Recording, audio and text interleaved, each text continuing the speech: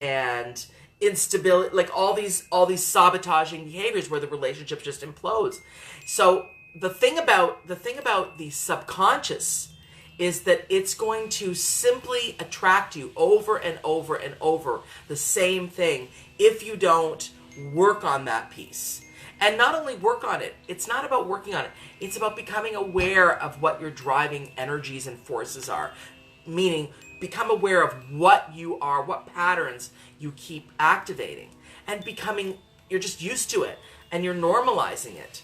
And you think, oh yeah, that's just the way it is. This is just the way people do relationships. But when I hear people are so locked into, for example, the thing that gets me up in the morning, and I know people have heard me say this, is the healing of multi-generational dysfunction.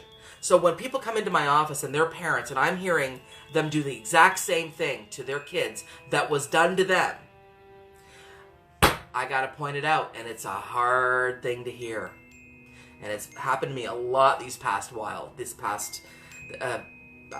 don't know, I've just seemed to have case after case after case of people with children, and I'm like, okay, the conversation is about what's going on with the kids, but yet we've done all these processing pieces about what's gone on with their parents. And I'm like, okay, do you realize that you're doing this now? What? I'm not, my kid's not behaving. No, well, listen, but shaming, let's just talk to you about what shaming looks like.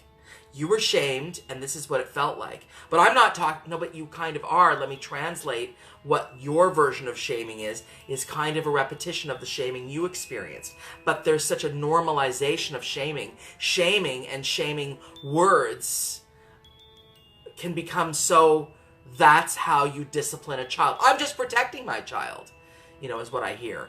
Or or in the relationship realm, I'm just expressing my feelings of insecurity, and, well, hang on, but it's not their responsibility to make you feel good. You got to work on making you feel good. Well, but shouldn't he or she behave in this way to make me feel good? No, actually, and then a fight ensues because there's this, you didn't do this to make me feel good. You didn't do this to make me feel good. Shouldn't I feel good by my boyfriend, girlfriend, husband, wife? Shouldn't they make me feel good? Well, actually, no. Nobody should try and make other people feel good. It's a positive side effect of healthy interactions. That's all.